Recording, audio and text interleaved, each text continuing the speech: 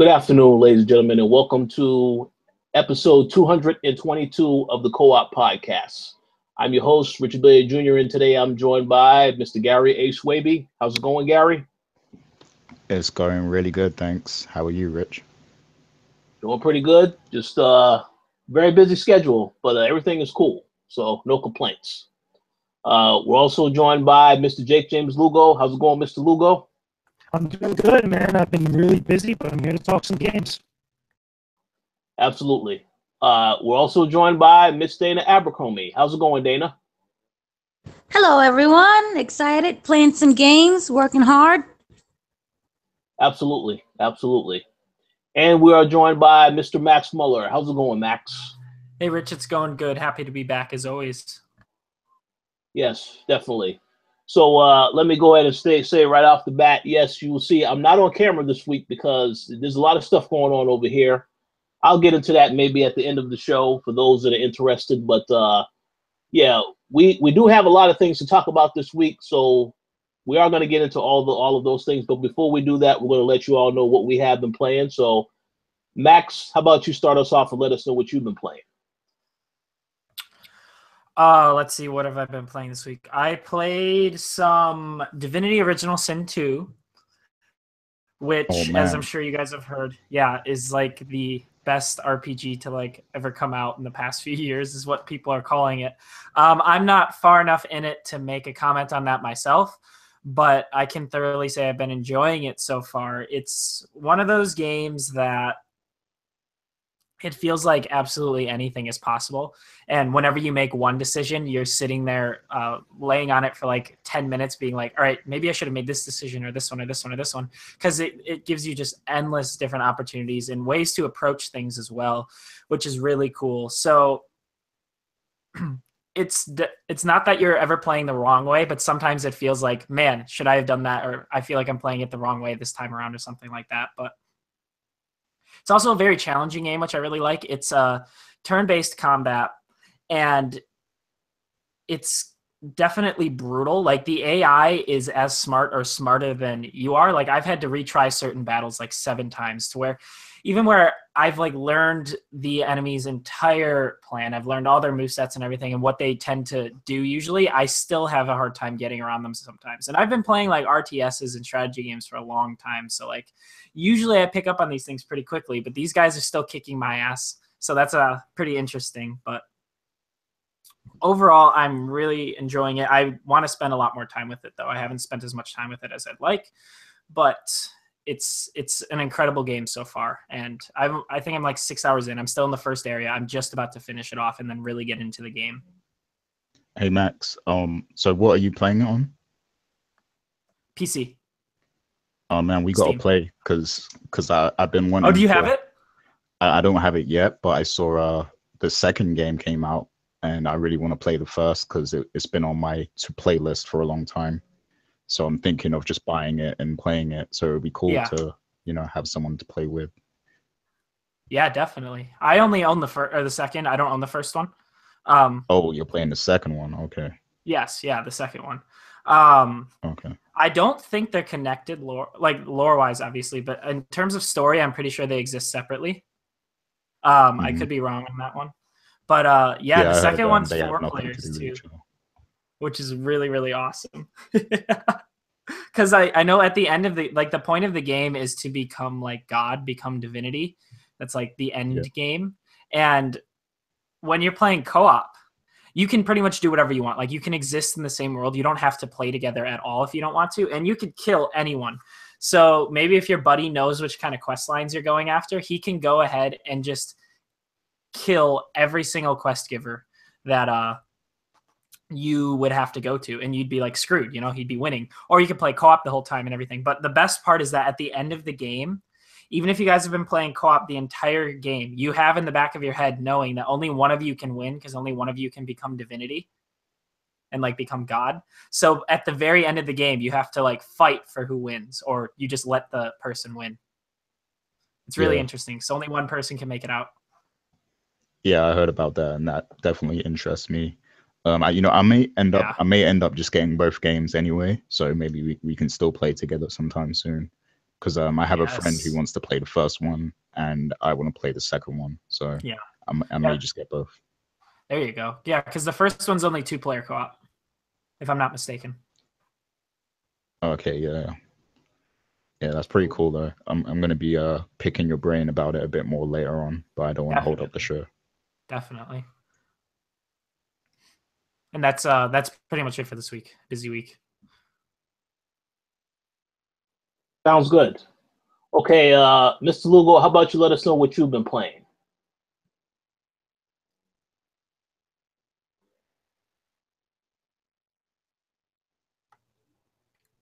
Yeah, can you guys hear me okay? Yeah. Okay, yeah, because it broke up there for a second. Yeah, I've been busy. I've been playing some games that I can't talk about just yet, but one of the games I have been playing that I can't talk about is Legend of the Hidden Dragon. It's a smaller, kind of like Metroidvania style game that I got sent to me in my email not too long ago, and I'm probably gonna have a review up later this week for it. As far as like more full details about it. So far I haven't really been enjoying it. It hasn't really been that great. It's got a lot of issues here and there, and it feels very, very stiff overall compared to like a lot of those Metroidvania style games, and especially for me coming off of Metroid Samus Returns, which is again done in the same vein as this game is. And I'll be able to talk more about that as I post up the review later on this week. Besides that, though, I have been playing a lot more Destiny 2. I've been doing all the different faction rally stuff, as well as all the other extra content, getting up to that highlight level. I'm getting closer to about 305, so should be very soon. I'm just about done with that game. And then here and there, I've been going back occasionally to Marvel vs. Capcom Infinite here and there, whenever I have a little bit of extra time. But that's basically what I've been playing. Sounds good. So how about you, Dana? What have you been playing this week?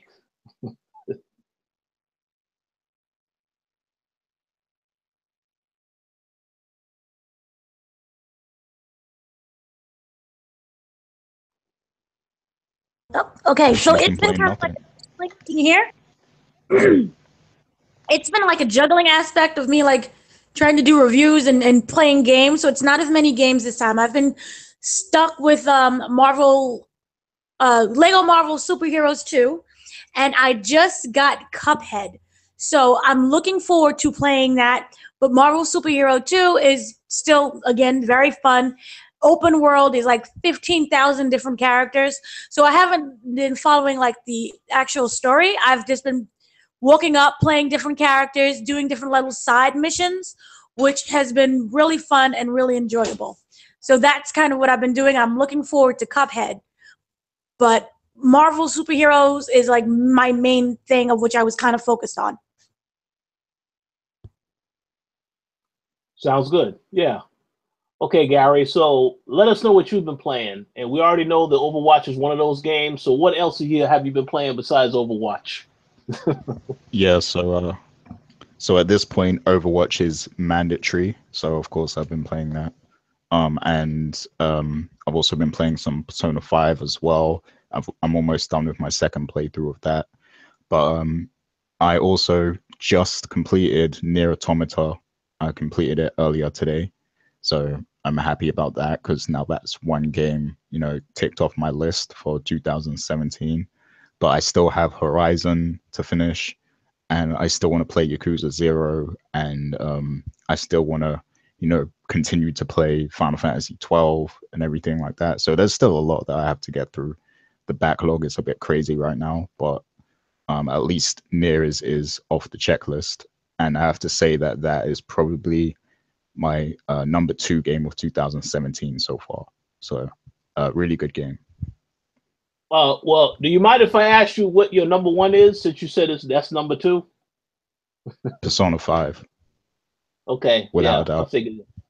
I figured that. A lot of people kept saying Persona 5. I still haven't played Persona 5. I guess, I don't know when that's going to happen. And maybe in December when there is no games coming out, since everything is coming out in October and November. But that's good. Sounds good. So that's pretty much all. That's pretty much all you've been playing. Yep, that's everything. Okay, cool. All right. So as for me, there's 2 games I've been playing. Well, I've spent the most time with. I have been playing Forza Motorsport 7. I will have a review for that sometime this week. I I've maybe spent a few hours in it so far since I got the game a little bit late. And, you know, I've been playing this in another game, which I'm going to get into a little bit later. But Forza 7, this is a game where it looks fantastic, obviously. I could see why Microsoft wants this to be their showcase title for the Xbox One X. Because, yeah, graphically it looks great. And I'm pretty sure on a 4K television monitor, it's going to look even better. There is an option to, there's a lot more customization options. There's about over 700 cars that you can get over time if you play through the game. A lot to play through in the campaign, just like it is in every Forza game. But there is, like, at least 2 issues with the game that I have noticed so far. And that is just essentially that, yeah, a lot of people made a big deal about the microtransactions. Those are all over the place in this game. Obviously, you know, I think the devs definitely want to try and make more money off of the title. And that's why the microtransactions are in there. I mean, you can earn stuff by racing, but obviously if somebody doesn't want to go through all that, they have that option as well. And I do think some people will abuse that to some degree. But I mean, it really depends on whoever is the person that decides to actually spend all that money. But so many microtransactions, not really necessarily a good thing. And the other thing I would say is that while I said the game looks fantastic, it just, certain aspects about the game, it just doesn't really feel like, it's not really as enjoyable as Forza Horizon 3. You know, last year when I reviewed that game, I said that hands down, this had to be one of the best racing games this entire generation. I still stand by that statement. Now, with that said, we all know Forza Horizon is a different bit of the franchise when compared to the general Forza series. So obviously it's a little bit different in those regards. But what I played of the game so far, it's okay. There's different ways to play, different vehicles you can use. But I'm not yet, I mean, I say right, from what I played so far, the game is good for what it is. But I would never ever say that this is on the same level of Forza Horizon, just because Horizon is a different type of experience. But with that said, I mean, it's still a great racing game on its own. And if anybody is going to get an Xbox One X, yeah, this is a good title to pick up. If you are a racing fan. Now, if you don't care about racing games, then maybe no, you don't need to pick it up. But it is a good game for what it's worth. It looks fantastic.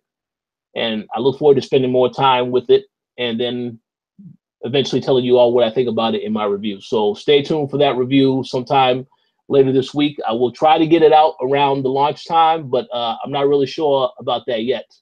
But it will definitely be up this week. I will say that much. And the other game that I've been playing is Battle Chasers Night War. Now, the embargo for this game lifts this week as well. So you will see a review. If I was to describe this game for people that need, you know, a bit more of a description, it's pretty much a turn-based RPG. It's based on the popular comic book series Battle Chasers. And I did get a chance to play this game a lot at PAX West just to get a feel for it. Pretty much you have to, it's up to 6 protagonists that are in the game, but you have to earn some of them over time. But you start out with 3, and then you can alternate that 3 as you go through the campaign. You get to go through different dungeons and go against different types of enemies. They have spiders, they have werewolves, robots, all types of crazy creatures that you can go up against. But yeah, like I said, turn-based RPG combat. It's actually really fun combat. There is a couple of issues with the game as is right now from a performance standpoint, because I'm playing on the PlayStation 4, because I have noticed a few issues with it. Mainly just certain stuff where if you're playing a game, you can be in a session, in a battle session, and then all of a sudden the screen, you know, if you've ever played on a PlayStation console, the screen goes to blue. It says there's an error message. That stuff has happened multiple times. I understand this issue also happened for a lot of people when they picked up Destiny 2 a couple of weeks ago. So I'm hoping that, you know, as they start to release patch updates, a lot of this stuff will get fixed. But I did want to say that was one issue that I did have with the game, and I'm hoping that it does get resolved at some point. But we'll see what happens. You gonna say something, Gary? Oh no, I was just gonna say that I'm slightly interested in trying this game because it is turn-based, and I was also gonna say that you know, if you're enjoying the turn-based formula, I have a few recommendations for you, Rich, but I'll give you them after the show. Okay. I think I know what this is going to be. Final Fantasy 1 through 15, correct? Exactly. Yes. Well, yeah, well, they did. You know, I think it's obvious that they definitely were inspired by Final Fantasy and a lot of different JRPGs with how they set up the game. But yeah, I may absolutely want to try them out now after playing this. But for those that are interested in the game, as I said, my review will be up this week. The game launches on Tuesday. It only costs $20.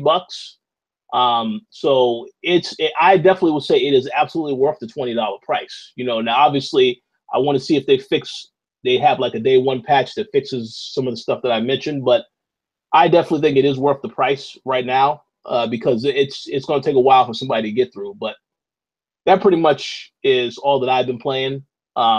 Stay tuned for that review and the Forza 7 review later this week. But we're going to go ahead and jump right into the topics because we have a couple of topics to get into today. First and foremost, we definitely have to talk about this topic because I know that this is a bit of a hot topic since the news came out on Friday. And this has to do with Nintendo having recently made the decision to basically, you know, for those that are live streaming any game that they're playing for Nintendo has decided to ban the people that are doing that, saying that they can't do any of that. And these are people that I believe are in the Nintendo's YouTube creators program, I believe. But I didn't want to have a discussion on this because, you know, this definitely impacts content creators all across the board. I don't think it just would impact those that are in that program. So, Mr. Lugo, is there anything that I missed in terms of details as to what exactly is going on with this new policy? Well, there's a lot to unpack with it. And I think out of all of us, I think I've had the most experience like being exposed to like the Nintendo Creators Program, or at least understanding Nintendo's approach to YouTubers and just the online environment when it comes to streaming and stuff. So basically the main gist of the news is that Nintendo, for its creators, the people that actually signed up to be able to stream Nintendo games without so much of a problem, or at least be able to make some sort of monetary gain with it, they're taking away the ability for them to stream their games legally within the program. Now, I say legally very loosely because it's not really breaking any laws or anything of the sort, but to kind of pull an actual quote from the actual email, the press release that was sent out to all the people and all the channels that were part of the Nintendo Creators Program right now. It basically says that live streaming on YouTube falls outside the scope of the Nintendo Creators Program. This means that you cannot broadcast content on YouTube live from the account you have registered to the Nintendo Creators Program. Please check the user guide for details. And then it goes on here and there about it. Basically, you know, there's a couple things I pull from this. Number one, that they're very hell bent on making it difficult for people to profit on streaming their games or putting content out based on their games. I know that some people have used their YouTube channels to join up with the Nintendo Creators Program, and it was a big deal back then when it first came out, and it still kind of sucks even now. But at least with then, you were able to at least see the bright side of making some sort of money from the ad revenue that you generate with it, because Nintendo's just taking all of it. They're very blunt and very bold with being able to take all the profits that a lot of people make from putting content about their games on YouTube and even places like Twitch and other areas. The thing is, when I look at this move, I really see that because games like Super Mario Odyssey are coming out, I'm pretty sure that Nintendo knows that the majority of people are very excited about it, that they're probably going to stream that game more than likely at one point. Oh, sorry about that. Somebody was hitting up my phone. But here's the thing, right? As I was saying, oh, damn, I almost lost my train of thought. Basically, right, they know that YouTube is actually, a lot of people on YouTube, a lot of channels on YouTube are going to stream Super Mario Odyssey. More than likely, they're going to want to actually generate, at least get a lot of the ad revenue that's generated from those games. And I'm pretty sure you're going to see and hear about a lot of channels getting copyright strikes, whether they post up on-demand content like on their YouTube channels, just videos, or if they try to stream using YouTube or even on Twitch. At least for me, from what I see on here, is that they're giving people a choice. They could either try to actually register a completely different channel with the actual creators program. Try to actually unregister their current channel, then resubmit it again for certification, or at least, for review by Nintendo, or tell them to go and actually put it up on another channel not registered with the creators program, or go to a completely different service altogether. By doing that, however, it allows, at least gives Nintendo the opportunity to claim all those videos that get put up on there, or at least those archives of videos. Because and we've had this experience too as well, Rich. Whenever we put up videos that are related to Nintendo games, especially if we have footage, it immediately gets claimed and Nintendo takes all the revenue. And that's what I foresee a lot of people dealing with when the big games like Super Mario Odyssey come out, and now that these changes are going into effect. Is this a very consumer pro creator type of move? Hell no, not even in the slightest. Is this a big beneficial move for Nintendo? It kind of is, because they're still going to generate a lot more revenue that they're just going to take, even though they already take it as it is already. So it kind of sucks. It shows a little bit of the stubbornness and the hard-headedness of Nintendo, when it comes to online platforms and just the whole streaming culture in general. And we've heard stories about, it's really Nintendo Japan that's kind of has like that stubborn nature. But this is also indicative of the very rocky place that we find ourselves with, streaming, with being able to stream video games and be able to make money off of it, and the legalities behind it. Because there's a lot of stuff that's happened within the last few months that are really calling all of that into question. So that's at least my 2 cents on it. Very, very good points across the board. Mr. Maxmuller, do you have any thoughts on this policy? I know that content creation is something that we're all into here, so I'm curious what your thoughts are on this topic. I'm pretty much on the side with JJ here. This is very Nintendo protecting their business, protecting their IP, which they've always been very protective over. Kind of annoying is the fact that there are definitely people out there that were like predominantly Nintendo live streamers, especially on YouTube, that have been in this creators program for a long time. And now those people have absolutely zero incentive to do so, because if they've been making money off the creators program, they can still take their channel out and submit individual videos to be approved. But then not only are they making 10% less money, because channels that aren't entirely into the creators program are making 60% revenue, while channels that are fully dedicated are doing 70%. And so they can take their channels out, they could submit individual videos, and then they could live stream Nintendo games if they still want to, but they won't be making any money off of it anyways. So that really sucks for them. So it almost forces them to go entirely video on demand, which again is smart for Nintendo's like on the business side, because that means that they have full control over pretty much all of their content and anything associated with their IP. And it's interesting because people are speculating that this change is because of the recent PewDiePie stuff that we were talking about. And Nintendo, understandably, doesn't want any bad stuff associated with their games and their brand. And this is their best way of doing so. While I hope, and they don't have any obligation to do this, but I do hope that they still try and come out with an alternative for live streamers. But I don't know what that alternative would be. They may or may not be working on such a thing. But yeah, it kind of sucks. Yeah. Oh yeah. Well, it definitely does suck. Yeah. I guess this is how some of these types of things are going to happen now a lot more often. But I'm not sure. Dana, you have any thoughts? It's a very unfortunate situation, but I'm team Nintendo. If you're out there and you want to create to protect your IP. And so while this is unfortunate and maybe a headache for a lot of people, they're not telling you to stop streaming altogether, or we'll ban you, or we'll sue you. They're just giving you an alternate way of how to do things. And yes, you're going to have less money, but it's their work. It's their product. So I'm kind of for it. Very, very good point. Gary, any thoughts?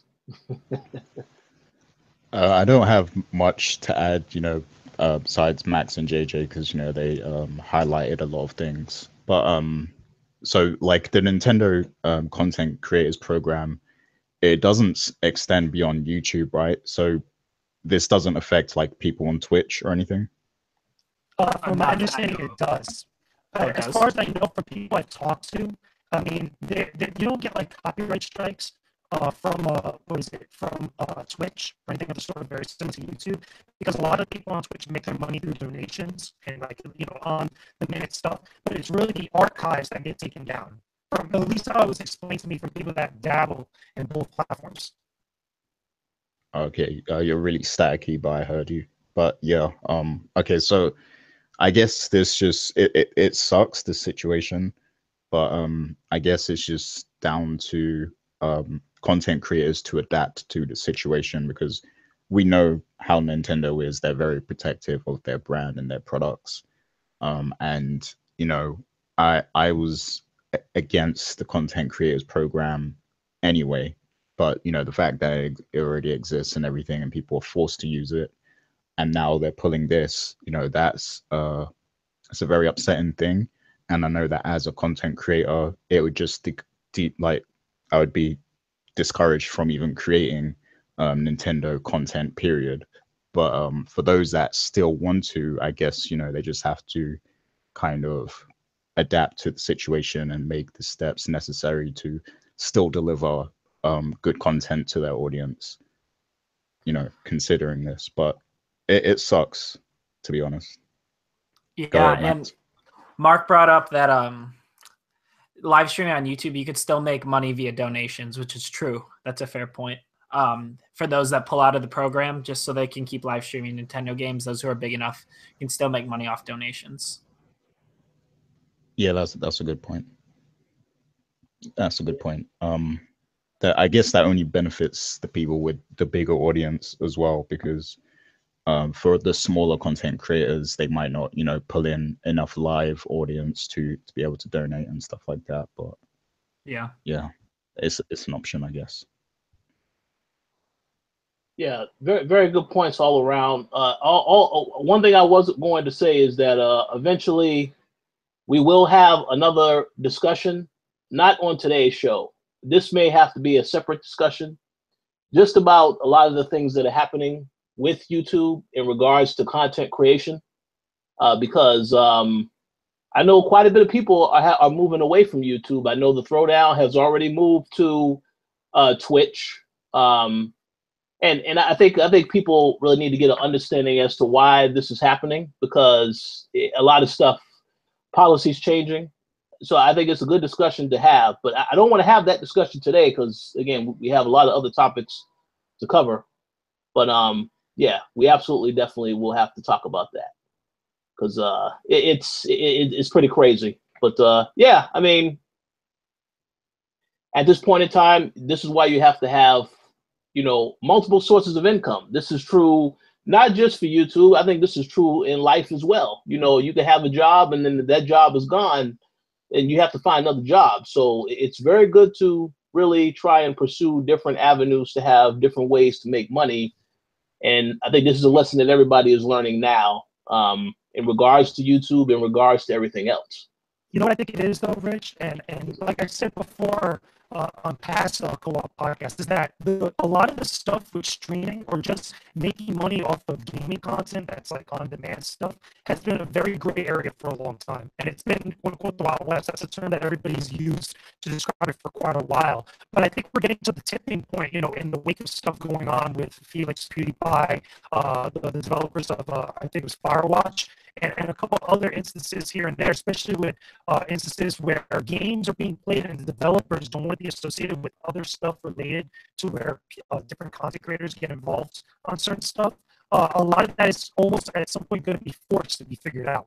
And I think that more than likely, a lot of the people that are making money on YouTube, that are creating content on YouTube here and there, they're going to come out on the worst end of things. And they're not going to like the answers that everybody comes up with, because whether we like it or not, a lot of the the copyright stuff, the different types of legalities behind it falls with the game companies. And a lot of people like to throw the term fair use all around here and there, but it's not really fair use. That's more of a legal defense, not really exactly part of the rule set that's on YouTube and such. Because bottom line, since we're talking about Nintendo has every right to prevent people from playing their games online because it still forces people to buy the games if you want to experience it.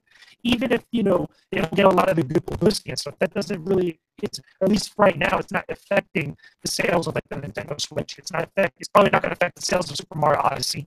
More than likely, like there's different things and different factors that come into play here and there, but they're still within their rights legally, and as the creators of the content, in order to act this way, regardless of if people like it or not. So I just think that it's going to get very murky. It's going to get very bitter on both sides because people are just not going to like how things end up being. Absolutely. Absolutely. And one last thing I did want to say also is I think Dana made a good point as well, because the people who create the game are the ones that should be the ones to get all of the revenue from it as well. So I also understand that side of it also. So we'll have to see what happens. But, Nintendo making this stance, listen, I think, I know I've said multiple times on this show, I think a couple others have also said, but Super Mario Odyssey, this is a game that everybody needs to pick up. I mean, I was convinced, and even after going to PAX West and playing it, the game is fantastic. So I want people to pick it up. So it doesn't matter if they're doing this ahead of this to get ahead of this because they want people to buy it. I mean, I think they need to buy it. I also don't think people should be getting the whole game spoiled from them prematurely also. But yeah, we'll see what happens. We'll see what happens. So any final thoughts before we move on to the next topic?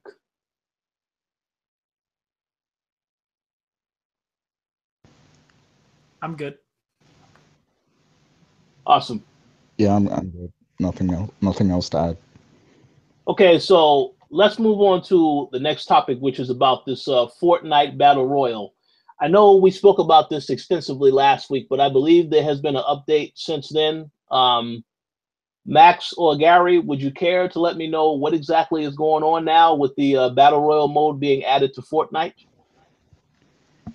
Yeah, so it launched and it has 1 million. It attracted 1 million players. Now, remember, we said before that PUBG has, around over 1 million active players on Steam alone. So that was amazing.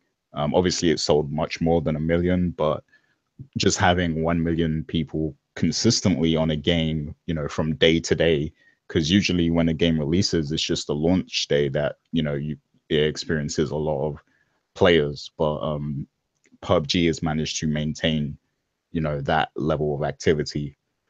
So now we said last week that the makers of PUBG were concerned about Epic releasing a battle royale mode for Fortnite, and they were basically saying that they copied the formula and everything.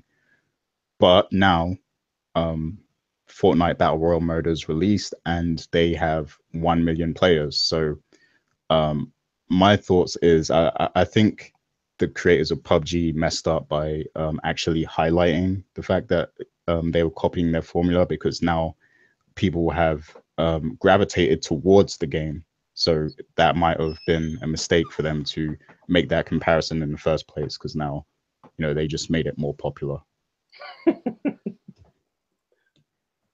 Yeah. Max, what do you think? No, I agree, because Fortnite's a dope game and I'm a very big fan of it, and I'm a big proponent of people playing it. Like, it's doing some cool stuff. It wasn't being talked about a whole lot before this. Like, it was big when it came out, but for a little bit, and then it just kind of faded off. Like, people still play it, but I just noticed no one was really talking about it in the media. But now that PUBG, like the biggest game out there, brought it up, now people are running to it, And what's interesting is that when they first announced the Battle Royale mode, which, by the way, came out of nowhere, like they just dropped it one day. We all got an email, and they were like, hey, there's a Battle Royale mode. It's free. It's available right now in PTR, and then it's coming out, releasing for real on the 26th. And originally, it was only for people who bought the game. But then, a couple days in, they said, actually, we're going to make this free to play. And then they also allowed refunds for everyone who bought the game during that period, who wanted it for Battle Royale. And I think the reason they made it free to play, or part of the reason was because PUBG started freaking out and Fortnite was getting all this attention, right? And then there's more to it. There's also, sorry, I was reading the chat. There's more to it. Now Bluehole has come out and said, Bluehole is the publisher of PUBG. They've come out and said that PUBG is run on Unreal Engine, right? And their worry isn't so much, I think this is kind of BS, but their worry isn't so much that Epic Games is copying their formula, because let's be honest, PUBG copied a bunch of things. Like Minecraft was doing this in 2011 with mods, you know what I mean? Like with Hunger Games and stuff. Like the Battle Royale genre is not a new thing. Oh yeah, Mark's right, Bluehole is now PUBG Corp, that's true. But they're worried that Epic Games, because they have a Battle Royale and now they're direct competitors, they're worried that Epic Games will start making improvements to the Unreal Engine and not licensing it out to PUBG Corp for the game, so that Fortnite will have an unfair advantage over PUBG. Now, I don't know if Epic would do that because I feel like the backlash would be huge, but at the same time, I think they have every right to do that because it's their engine. And my idea for PUBG is to like maybe make your own engine then, so you don't have to rely on someone else's engine, especially your direct competitor. Like obviously that's no easy task, but I'm going to assume they now have the money for that. So maybe they can start working on something like that. I don't know. It wouldn't be for a while, but it's a weird situation. And from what I know, Epic really hasn't responded to that comment. And again, I think that PUBG Corp is kind of like, that is a valid worry, but I think that they're trying to more cover up what they were saying earlier, because everyone called them out on how dumb that is, that they copied their idea. Yeah, there's a lot of truth to what you said there. And yeah, that makes a lot of sense. That gives a lot of context to it now. I do think that, you know, PUBG, they're probably making a lot of money now, so they can afford to begin working on their own engine in the background, you know, should they want to. I mean, because technically, isn't PUBG still in like the early access? What do you call it? Yeah, early access phase. Yep. Yeah, so I mean, yeah, they have the funding now to, because they made a lot of money off of it, so they could be developing their own engine in the background, and then they won't have to rely on, you know, the Unreal Engine anymore.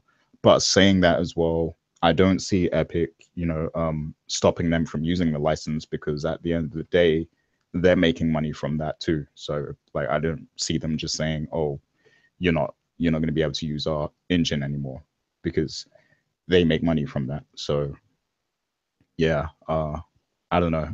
It's a really weird situation, and I think PUBG should have just not mentioned this, you know, at all in the public, because it just looks really messy now, and now people are going to be paying even more attention to Fortnite. So yeah. Yep. And let me tell you right now, their Battle Royale, it's similar, obviously, to PUBG, but it does have its own standouts. It does feel different enough. Especially, it's really cool because I've played quite a bit of it. It's much quicker. They're like 15, 20-minute rounds maximum, because of how quickly like the storm like pushes you towards the center of the map. Whereas in PUBG, from what I know, you can like camp in the grass for a long time, and like things can kind of take a while to go. No, in Fortnite, you need to keep moving like nonstop. And it's kind of interesting because like when you're being potted or something, you could just throw up a few walls around you and like kind of rethink your situation. Like we've been saved by that. Like I've been down and my squad had to revive me. And I could have just been shot and they could have been sniped while they were trying to revive me. But instead we just threw up a few walls. You can shoot down the walls, but you can't shoot them down quick enough to where I can't be revived and then healed and then ready to fight back. So it's interesting. There are some small changes like that. Like I even lost a round breaking into someone's base thinking I killed them all, but then someone had a trap in like a corner and they were also hiding over there. They shot at me. So I was like, oh shit. So I panicked. I ran right into the trap and it killed me. So there are things like that. There are differences that really put its own unique twist on the Battle Royale formula. And it's still in like, it's not like a rough state. Like it runs fine, but there's not much to it right now. There's like no progression, whereas the PvE side of Fortnite is a bunch of progression. Like there's so much progression. You get nothing except you get like a parachute for winning, like being number one, which is okay, I guess. But other than that, it's only for fun. So I'm sure they're going to be adding more to it because remember, all of Fortnite is still in early access as well and will be for the next year before it launches as free to play as a whole. So I'm sure they're going to add more that will differentiate. I'm sure they have a bunch of ideas for it. Yeah. Yeah, I can see that. I do want to try both games eventually, but yeah, sorry to cut you off, Rich. Oh no, I was going to say I have a question, but before I ask this question, Dana, do you have any thoughts on this particular topic?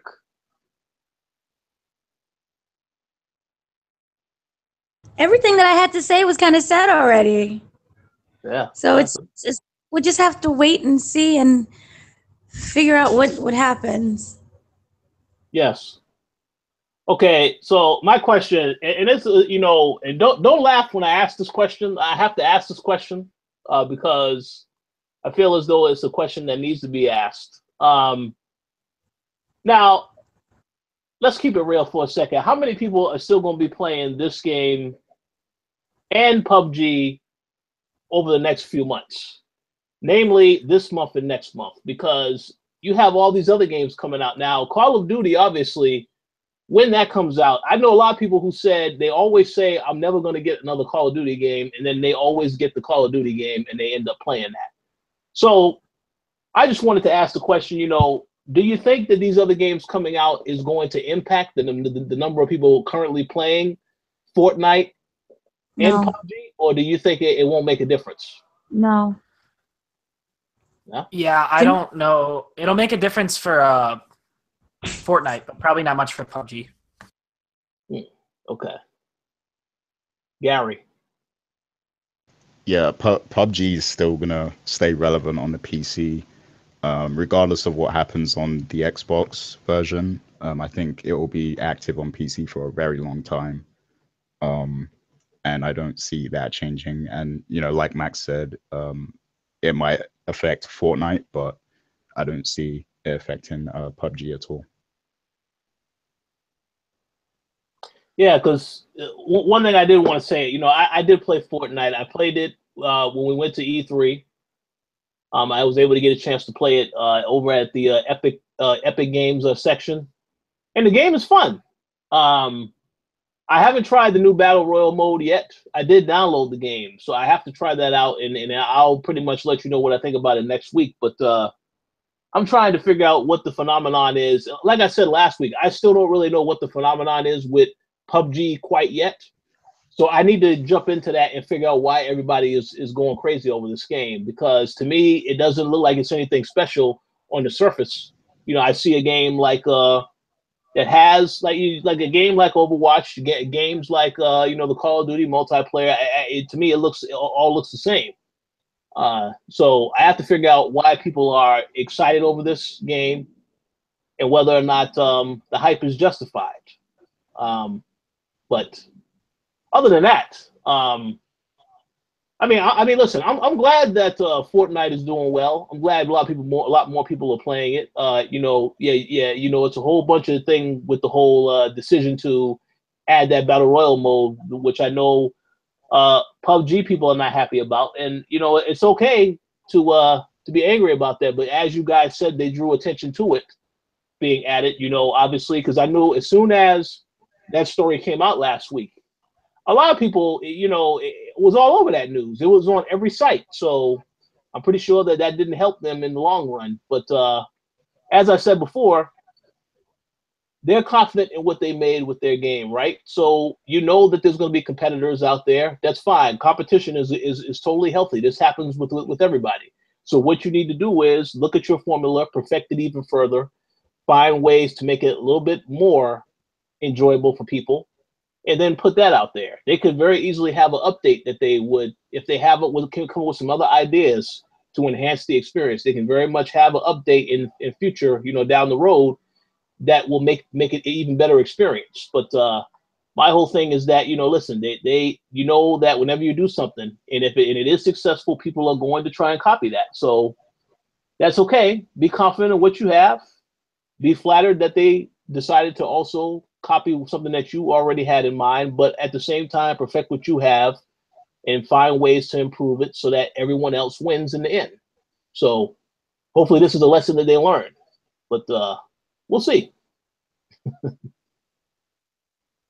So, any other thoughts on this topic before we move on to the next? No, I said everything. Okay. All right.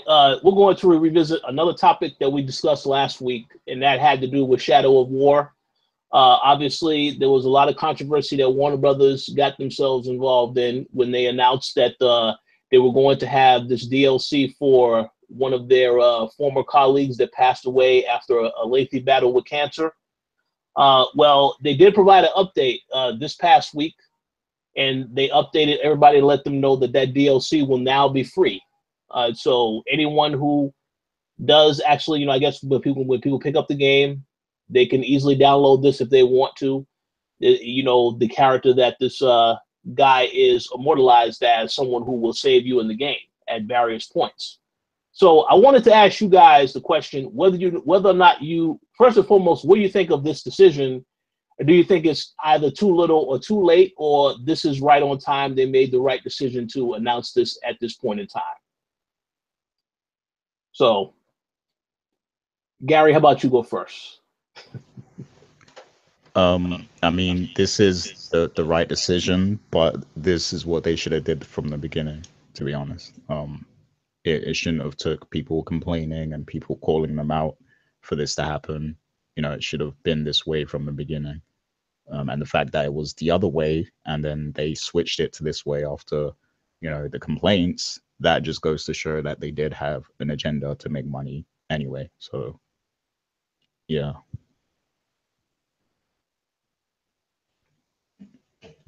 Absolutely. Yeah. Okay, Max, what are your thoughts?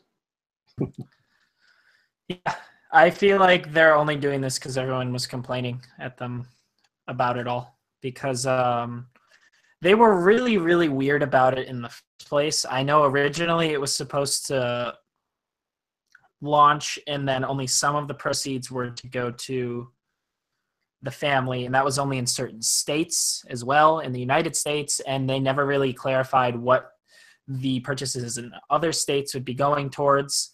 So everyone was like, okay, you know what? I'd just rather donate to the family directly. You know what I mean? So now that it's free and now that Warner Bros. Is just making a donation, I think that's them just being like, all right, you guys found us out, whatever. So we can look somewhat good in the public eye. We'll just do this. On the bright side, though, it brought a lot of attention to the situation, so I'm sure a lot of people donated to the family in the first place. That's a very good point. Yeah, I would hope that it definitely did that at the very least. But yeah, no, I believe that you're absolutely correct. Unfortunately, I don't really know who decided in the very beginning to approach it the way that they were approaching it, because they had to know some people were not going to like that particular decision. But that goes to show, I would hope that Warner Brothers learns from this, not just with this game, but pretty much any game that they release moving forward. But we already know that that won't be the case, because it is what it is. This is their business practice with the microtransactions, so on and so forth. So I think this will continue, but hopefully they've learned something from this and they learn better ways to actually handle these situations moving forward. How about you, Dana? Any thoughts on this particular topic? No, I think it's just a little bit too late, but at least they're doing something. So that is a plus, but still at the same time, it seems kind of like an afterthought, after people was already saying something about it. So it kind of feels disingenuous to me, but at least they tried to rectify it. Absolutely.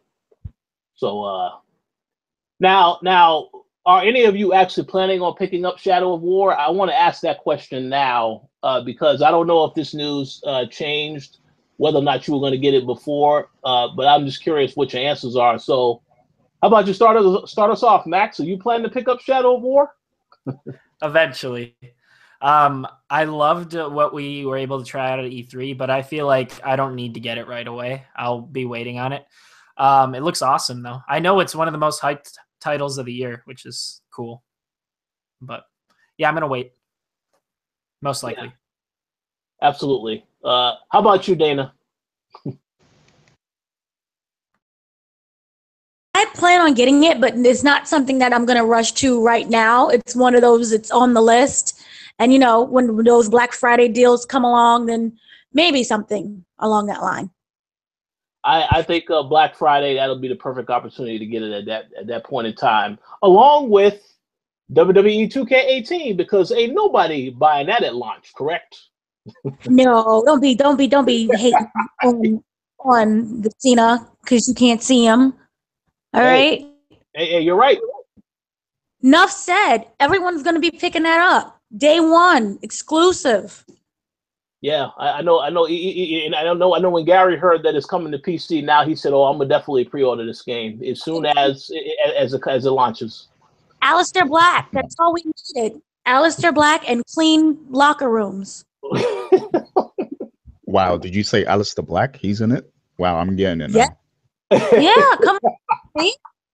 Aleister Black. He will save the gaming franchise of wrestling.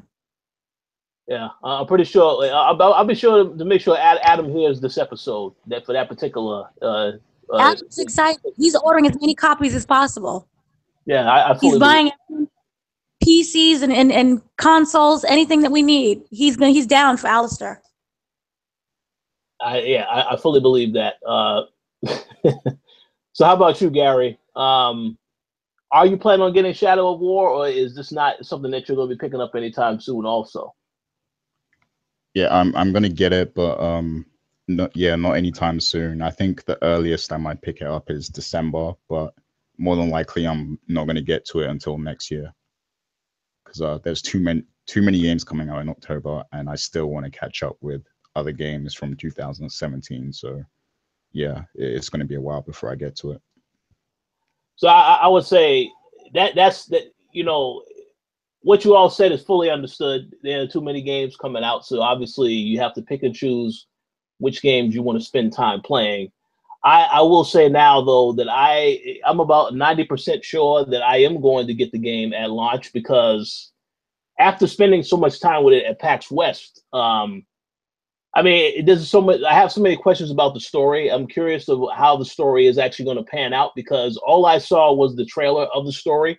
I didn't get to play any story missions when I actually had my 2-hour session playing the game. It was just the fortress assaults, and the fortress assaults are just absolutely crazy. If there's any other way to describe it, so that sold me on the combat. But obviously, I want to know what the story is all about. So I may pick it up. Obviously, it's going to be very difficult, because Evil Within 2 comes out the exact same week, actually 3 days later from when this game comes out. So one game is definitely not going to. I'm definitely not going to play every game this month, but I'm going to make time to at least try out Shadow of War and see what that's all about. So we'll see. But getting back to the topic at hand.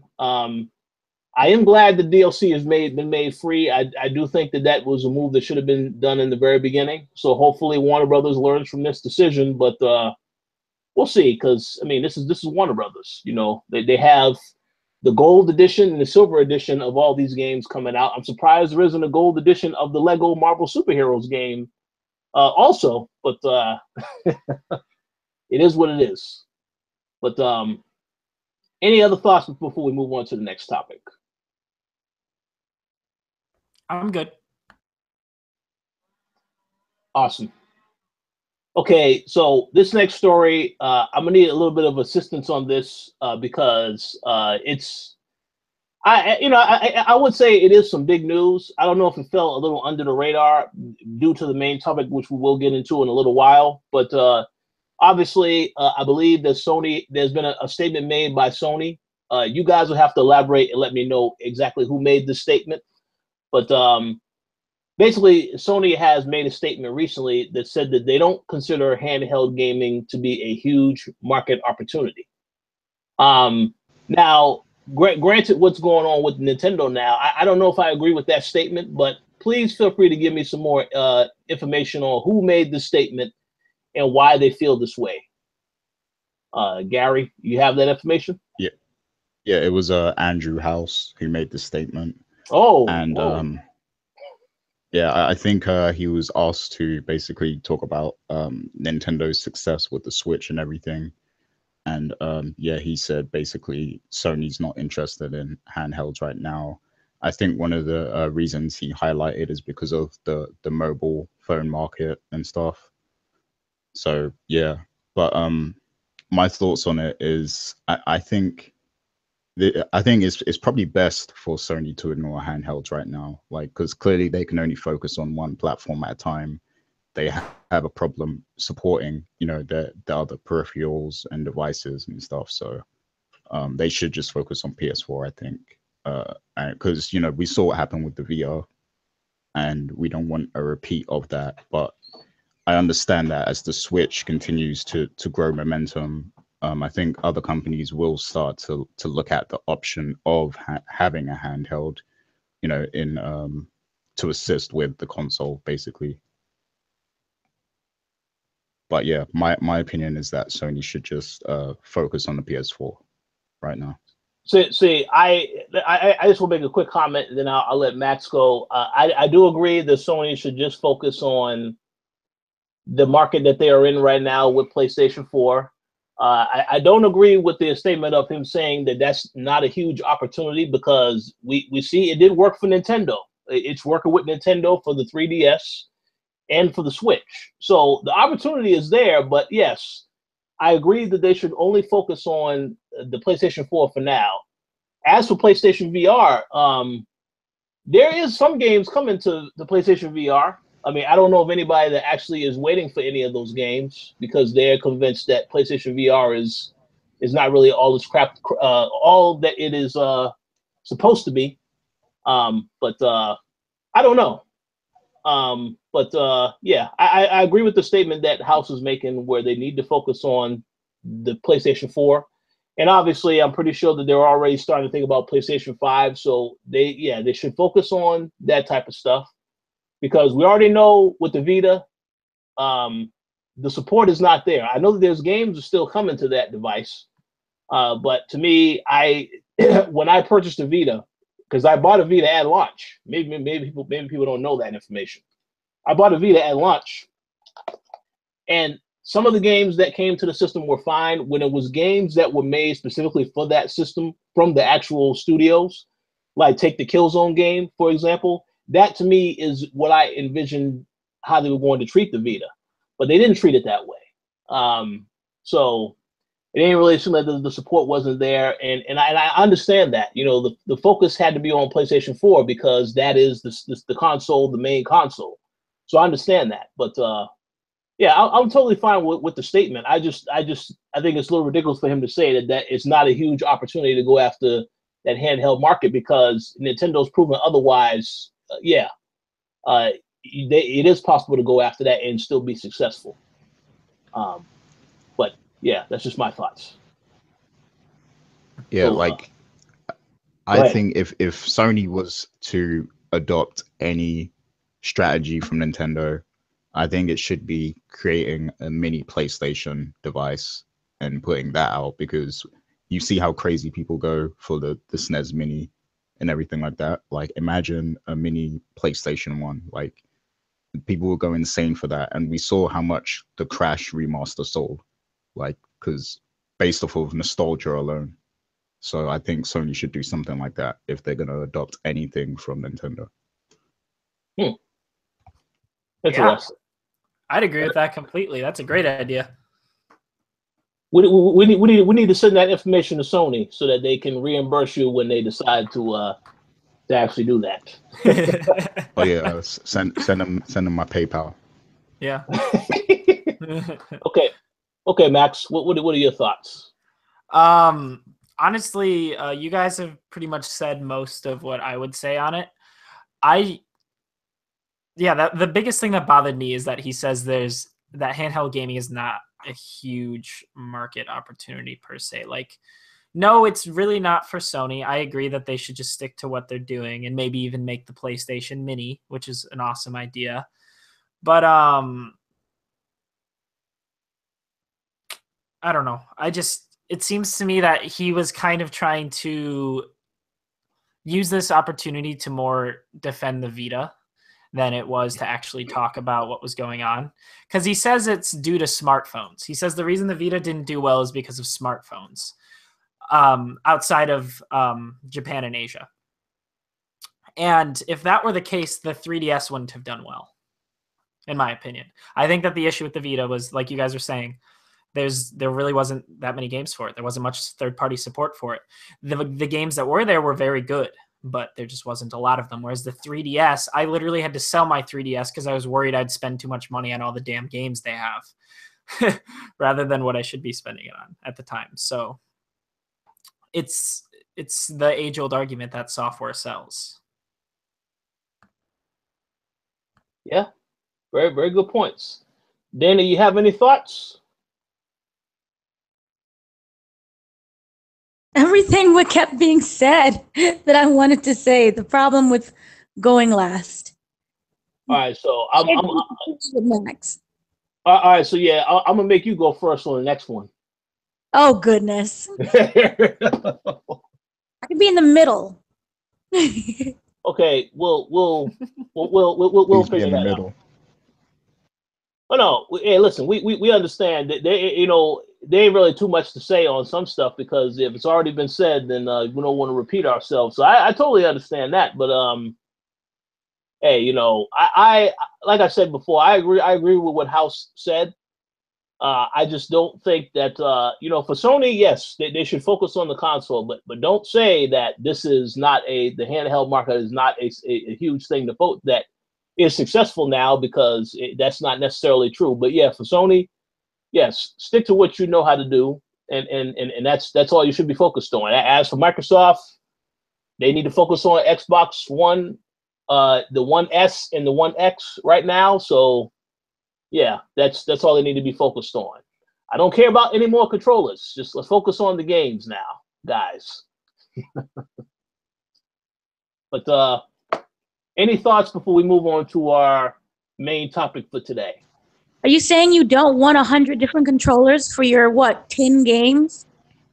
Well, here's the thing. I love the customization options.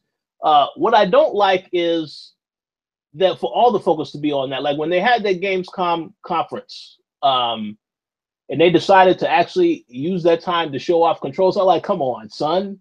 We need to be talking about games. Why are we talking about controllers during this conference?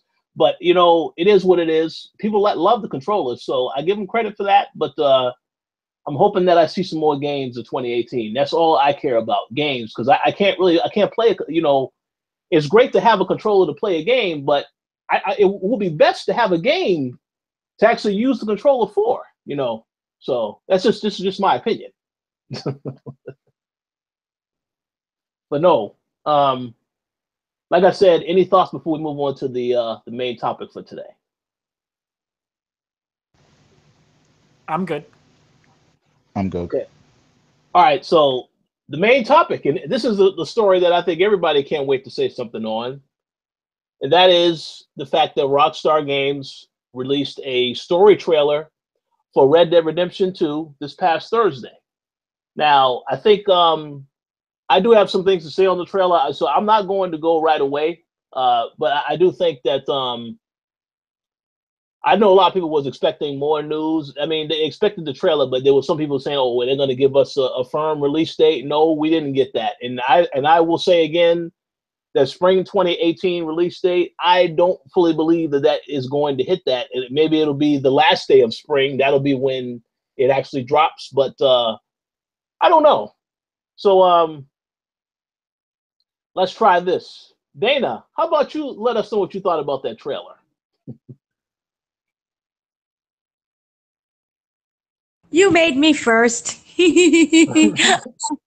I am excited for it.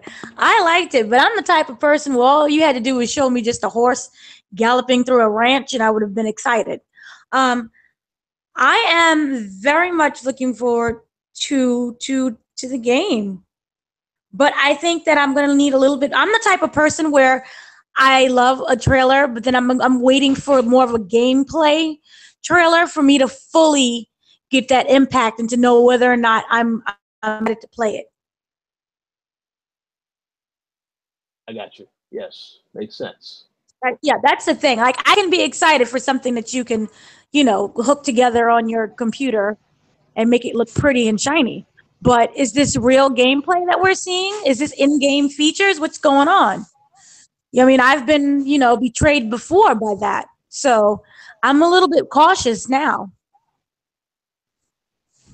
Yeah, you know, I think you make a valid point. I know I spoke to one of our other writers on staff, Mr. James Kennedy, and you know, the first thing I said when I saw the trailer is, yes, where's the gameplay footage at? And he said, well, you know, we have to be patient with Rockstar.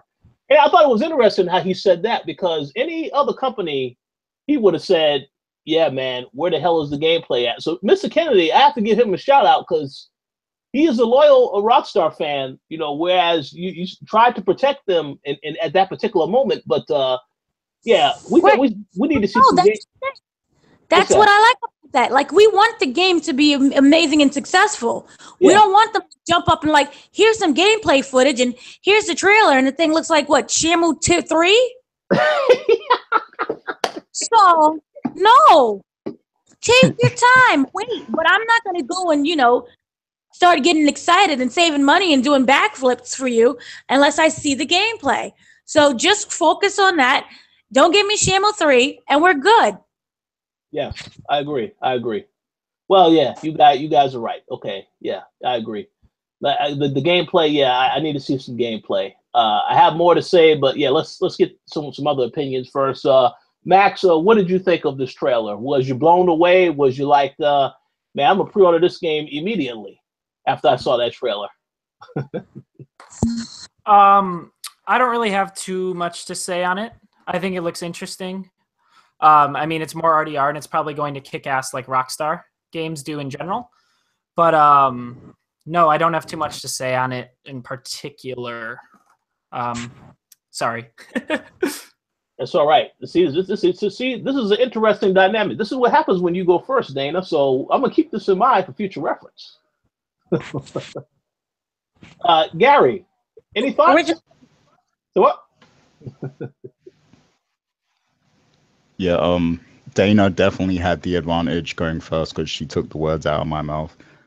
Yeah, like I wasn't excited by that trailer. Like, I mean, it's cool that we got a bit of the story.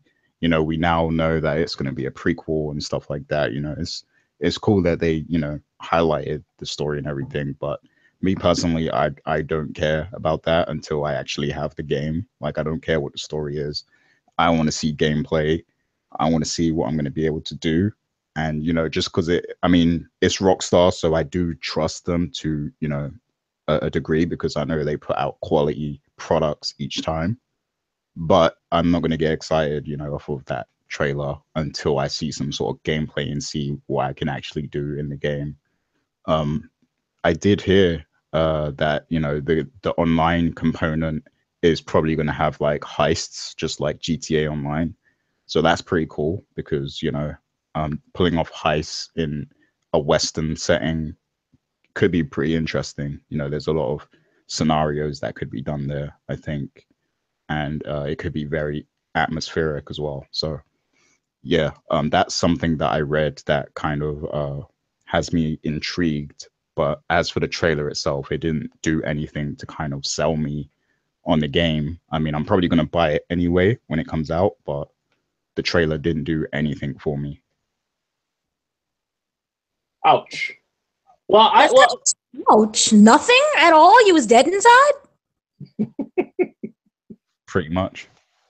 Well, you know, well, I think we know why that is. It was because there were no Overwatch characters that made an appearance in the trailer. British. There was McCree wasn't in there. Like I was expecting to see McCree come out and say it's high noon. Yeah, so you know, so I will say this. I fully understand all of the points that you all said. I understand the hype, the excitement not really being there as high as it needs to be, or in Gary's case, non-existent. We know Rockstar makes great games, so I'm pretty sure Red Dead Redemption 2 will be great whenever it comes out, and I'm still continue to say that until I actually know for sure it's going to come out spring 2018. But one thing I did want to say, and I'm very confused, you know, now I understand that it's a prequel. What I would like to ask Rockstar, and I'm going to ask them this when I get a chance to interview them, why is this called Red Dead Redemption 2, but it's a prequel? It's very confusing to me, because I thought when I saw that trailer, well, and I saw the kid, I was like, oh, well, this is John Marston's son grown up now, because they had this whole point where the guy that they introduced in the trailer referred to, oh, your mom is still weeping over your dad. So at that point, I thought, well, yeah, this is obviously, you know, about his son, and now I know that it's not. It's very confusing. So I just think, obviously, you know, when Rockstar wants to give us more information, they will do that. But what I saw of the trailer was okay. I mean, again, definitely need to see some gameplay. So if they need to take the time to do that, that's totally fine. Let them take as much time as they need to actually get some gameplay ready to show us. I'm fine with that. But also a bit of an explanation as to what is going on in the story. All I know is it's a prequel, and that you're going to definitely see people who were in that game that John Marston was in, and you may even see an appearance by him also, which is fine. But I'm very curious why they went with that direction as opposed to not going forward with the story and making it be about the son. So still a lot of questions to ask. But for me, there's more of an opportunity to explore new things, because it's a prequel. You have characters that you already know that you're going to like or dislike. That's built in already. You have a built-in audience. And so it allows you to explore more opportunities with those said characters. So not necessarily people are going in not knowing, you know, oh my gosh, who's the son? You know, if, like a random person was to pick up Red Dead Redemption 2 and it's actually a sequel, you don't know what the heck is going on. So you're going to have to go through the first game. But by it being a prequel, you're gaining new fans who are brand new to the franchise, and old fans who are really interested in learning the backstory to these characters. So for me, I like prequels. I think that it works. And by calling it Red Redemption 2 instead of the prequel, that's the surprising aspect of it. So when you're looking at it for the first time, when we saw the trailer, it's like, yay, like, oh my God, what's going on? Is that confusion at first, and then once we realize everything, it's that euphoria type thing hits. So I'm all for the sequel actually being a prequel. And many of different organizations and games and movies have done it plenty of times. So I think it was a smart marketing idea. Yeah. Kojima did it with Metal Gear Solid 3. Was it 3? Yeah, Metal Gear Solid 3 was a prequel. So I forgot about that. You're totally right. Yeah, I forgot about that. Snake Eater. It works. It's why change the formula when it's working, and you have that audience. You're going to automatically sell the game. Okay, we're going to go in with your feeling. It seems to me like everything right now is nostalgic based. So I want to learn about these characters that I was introduced to in the first game. Now I get to learn more about their history and their past and how they became, you know, the people that they are in the previous game. I like that. So you made an excellent point. I have no counter. That is an excellent explanation as to why they went in that direction. So I have to apply. In the future, you can always pick up on the son. It's not a story that'll ever die. Say if you screwed up on they made it an actual sequel and they screwed up with the kid and how and people just didn't like it, then they're gonna kind of like bet if they was to go and say screw up and then do a prequel to the whole thing, wouldn't that feel more like a sorry type game for what we did to the second one? So them doing, to me it just I just like it better. Well, you said the story. You said the story will never die, but yeah, it's a shame because John. The same can't be said for John Marston, though. hey, Gary, you're supposed to do a spoiler alert for those that still haven't played Red Dead Redemption. So now they're spoiled. They know. Spoilerific. I was like trying to be special. Oh well, hey, those are great points. So like I said, I'm still curious, still very much looking forward to the game. Unlike Gary, who says that he wasn't excited with the trailer. No, I was excited to see it. I just want more information. So hopefully Rockstar will give us some more information. But I will maintain my theory that there's no way in hell this game is coming out in the spring. It will probably get pushed a little bit further out because Take-Two has already said, they don't have a problem delaying this particular series, any Rockstar game, because they already know it's going to be successful. And if they need more time to polish, they will give them more time. So spring 2018 is a nice sentiment, but I don't believe that is going to hit spring. If it hits spring, I'll be very surprised. I'm cool with it being, a holiday 2018 release. Yeah, the holiday or even before that, like around this time next year. Yeah, fine. But we'll see. So, any other thoughts on this topic before we wrap up today's show? Nope, just that I would also like it to be towards the end of the year because the spring looks like it's going to be pretty crazy in terms of releases. Would you be more excited if it is the holiday? Yeah. Enthusiastic? Yay, enthusiasm. So just so you know, Gary, something is going to get pushed to the holiday. Even some of those spring games, we'll have to see about that. Detroit, perhaps, will be something that will get pushed out a little bit further since they didn't bother telling us when in 2018. They just said 2018. I forgot that game even existed. How bad is that? Oh, whoa, hey, well, you gotta start remembering that because game looks good. It does, but it's just like no one's been really talking about it, and we're waiting and waiting. This is what I was saying. You don't announce games. You don't announce them and say you're going to go and have this game in, I don't know, fall 2017 when it's not ready, and then you push it to 2018 or 2019. I forgot the game existed. Announce the game more closer to when you think it's going to be ready to release, when you actually have something and definitely. That's true. It's going to release that quarter. The subtitle for this generation is "Greatness Awaits," so that always applies. People waiting. So in other words, we'll see Death Stranding in 2020. You say instead of in 2018. That's what you're saying. We'll see gameplay though, at PSX. We'll see gameplay in December at PSX, and then the game will drop sometime in 2020.